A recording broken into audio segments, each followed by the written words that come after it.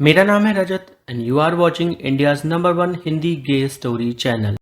मिट्टी में सने हुए आदित्य और रघु एक दूजे के प्यार में पूरी तरह से खोए हुए थे। ऊपर से बारिश का पानी लगातार उनके ऊपर गिर रहा था। आदित्य रघु को अपनी बाहों में जकड़े हुए था और रघु आदित्य को। ऐसा लग रहा था जैसे उन्हें परवाह ही नहीं कि वो ज़मीन में पड़े हुए हैं। वो तो दुनिया भुला बैठे थे एक दूजे के प्यार में। फिर रघु ने आदित्य को संभालते हुए धीरे से उठाया और उससे बोला, चलो पहले खुद को साफ कर लेते हैं। दोनों बहुत ज़्यादा गंदे हो चुके थे। मिट्टी उनके पूरे बदन पे लगी हुई थी। आदित्य रघु से हंसते हुए बोला, अब खुद को साफ कैसे करेंगे? यहाँ भला कौन हमारी मदद करने वाला है? यहाँ तो कोई है भी नहीं। कौन हमारे ऊपर पानी डालेगा? रघु बोला, पानी तो डालने के लिए कोई नहीं है, पर पास में एक तालाब जरूर है। आदित्य बोला, पर तालाब का पानी तो ठहरा हुआ होता है, उसमें मैं नहीं जाऊंगा।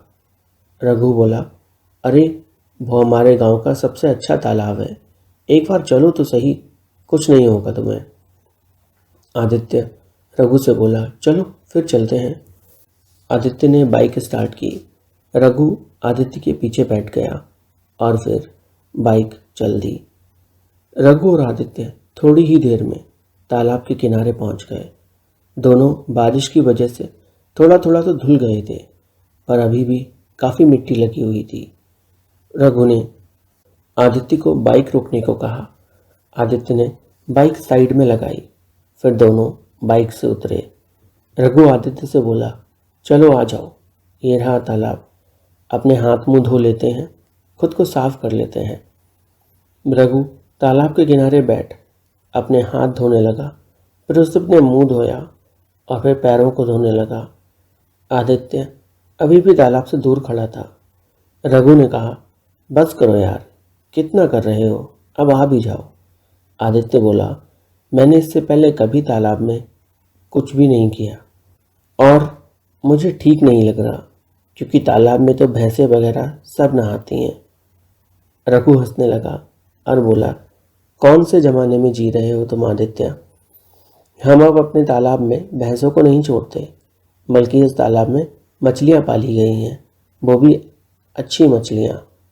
और ये पानी एकदम साफ़ है, इसे समय समय पर बदला भी जाता है और तालाब को साफ भी किया जाता है।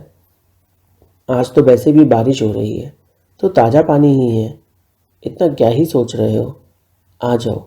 ये कहते हुए रघु उठ खड़ा हुआ और अचानक से लड़खड़ा के तालाब में गिर पड़ा। रघु को तैरना नहीं आता था। रघु तालाब में गिरते ही छटपटाने लगा। वो बुरी तरह से छटपटा रहा था और आदित्य भाग के तालाब के पास पहुंचा। उसने रघु का हाथ पकड़ने की कोशिश की, पर रघु उसके हाथों में ना आया।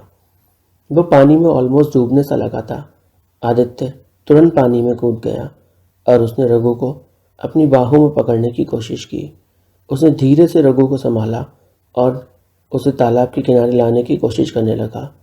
देखा तो क्या, रघु आराम से तैरने लगा। आदित्य रघु से बोला, ये तो गलत बात है, तुमने मुझे चूतिया बनाया। रघु बोला, अरे बनाने की ज़रूरत थी क्या? क्या तुम पहले से नहीं थे?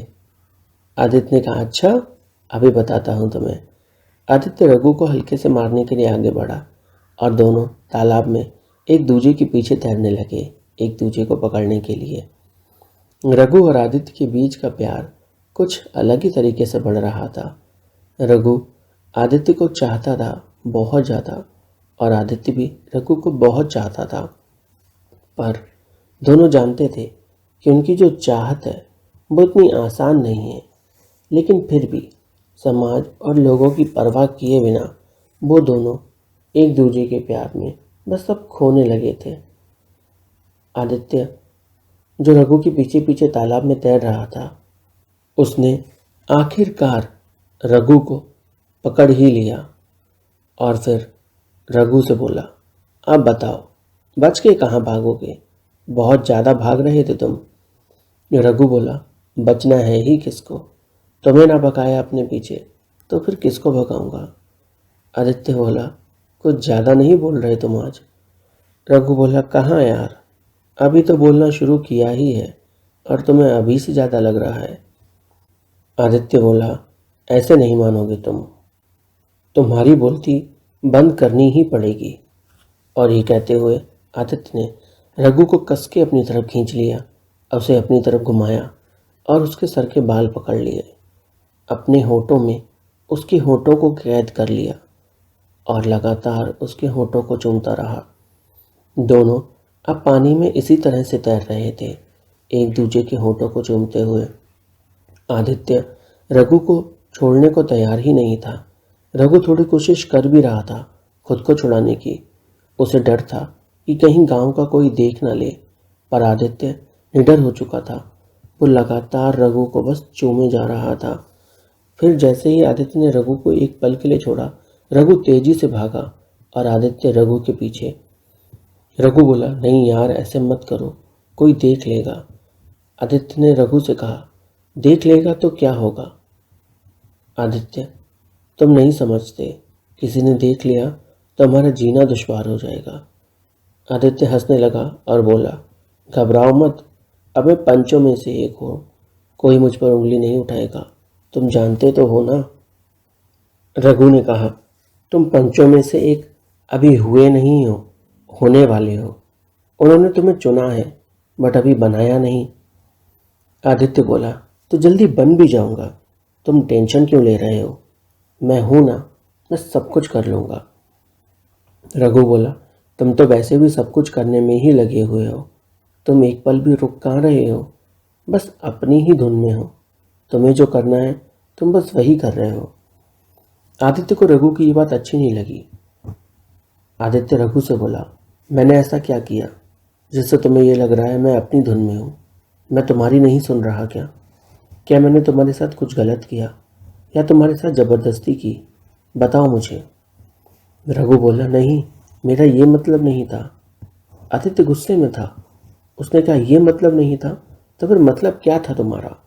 तुम बार बार लगातार एक ही बात बोलते हो और फिर अंत में पलट जाते हो, ये क्या बात हुई? रघु बोला, मैं तो बस ये चाहता हूँ कि लोग आपके और मेरे बारे में बातें ना बनाएं। रघु, तुम फिर से आप पर आ गए। और तुम्हें लोगों का इतना डर क्यों है? क्या लोग तुम्हें खाने को देते हैं या तुम खुद अपनी मेहनत से कमाते हो? रघु बोला, बात तो सही है, लोग मुझे खाने को नहीं देते, मैं अपनी मेहनत से ही कमाता हूँ, पर काम तो आखिर लोग ही देते हैं। और अगर इस छोटे से गांव में किसी को पता चल गया तो मुझे काम मिलना बंद हो जाएगा, फिर मैं क्या करूँगा? आदित्य बोला, तुम्हें इस बात की चिंता है और मेरे होते हुए तुम्हें ये चिंता करने की ज़रूरत नहीं, मैं हूँ ना। रघु ने कहा, तुम तो हो, तुम मुझे काम अभी दे रहे हो, जब हवेली बन के तैयार हो जाएगी तब क्या, तब कौन मुझे काम देगा? आदित्य ने हंसते हुए कहा, तुम बहुत ज़्यादा चिंता करते हो रघु, हम कौन सा किसी को भी बता ही रहे हैं, और तुम इतना मत घबराओ और भरोसा रखो मुझ पर। अगर कभी ऐसा हुआ भी तो भी तुम्हें काम मिलना बंद नहीं होगा, और अगर यहाँ बंद हुआ तो शहर में मेरी बहुत जान पहचान है, हम दोनों वहाँ चल के रहेंगे, मैं तुम्हें वहाँ काम दिलवा दूंगा। रघु कुछ पल सोचता रहा, फिर बोला, जाने दो, चलो अब बाहर आते हैं तालाब के। आदित्य रघु के पीछे पीछे बाहर आया। दोनों के कपड़े पूरी तरह से भीग चुके थे, पानी टपक रहा था। आदित्य ने सफ़ेद रंग के कपड़े पहने हुए थे जो कि अब धुल के थोड़ा थोड़ा साफ हो गए थे, और उसका शरीर उन कपड़ों में से चमक के आ रहा था। रघु आदित्य को घूरे जा रहा था। आदित्य ने रघु को खुद के घूरते हुए देख लिया और बोला, तुम इतना घूर के देख क्या रहे हो? जब उसने ध्यान दिया तो पाया उसके कपड़े ट्रांसपेरेंट हो गए हैं बारिश की वजह से। आदित्य ने मौके का फ़ायदा उठाया और अपनी शर्ट की बटनें खोल दी और फिर शर्ट निकाल दी। रघु बोला, ये क्या कर रहे हो तुम?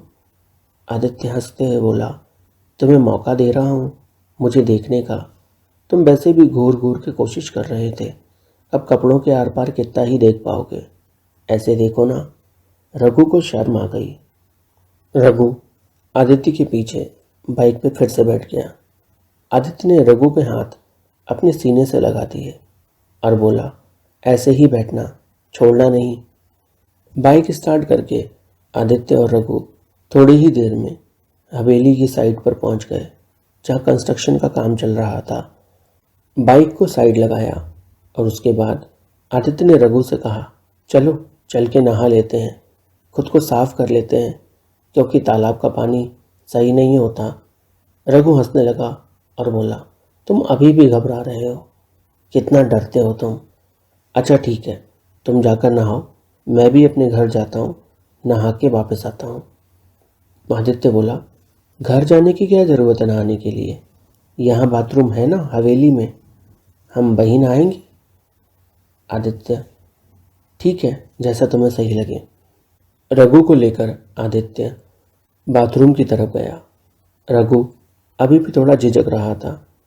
आदित्य ने कहा, चलो जल्दी से अपने कपड़े निकाल कर दो मुझे, मैं इनको धो देता हूँ। रघु बोला, नहीं नहीं यार, तुम मेरे कपड़े मत धो, मुझे अच्छा नहीं लगेगा, मैं अपने कपड़े खुद धो लूँगा। पर आदित्य जिद पर अड़ा हुआ था कि नहीं, मुझे ही कपड़े दो, मैं तुम्हारे कपड़े धोकर तुम्हें वापस करूँगा। पर रघु जो था शर्म में डूबा हुआ था, वो बोला, नहीं यार, मैं अपने कपड़े तुमसे नहीं धुलवाऊंगा। आदित्य ने बोला, पर क्यों, क्या दिक्कत है? रघु ने कहा, ऐसे अच्छा नहीं लगता ना यार, मैं तुमसे अपने कपड़े कैसे धुलवा सकता हूँ? रघु, क्यों नहीं, क्या मैं तुम्हारा नहीं? और जब मैं तुम्हारा हूँ तो क्या मैं तुम्हारे कपड़े नहीं धो सकता? रघु, सोच के देखो, तो आखिर तुम चाहते क्या हो? क्या तुम्हें हमारे रिश्ते पर भरोसा नहीं है? ऐसा नहीं है आदित्य।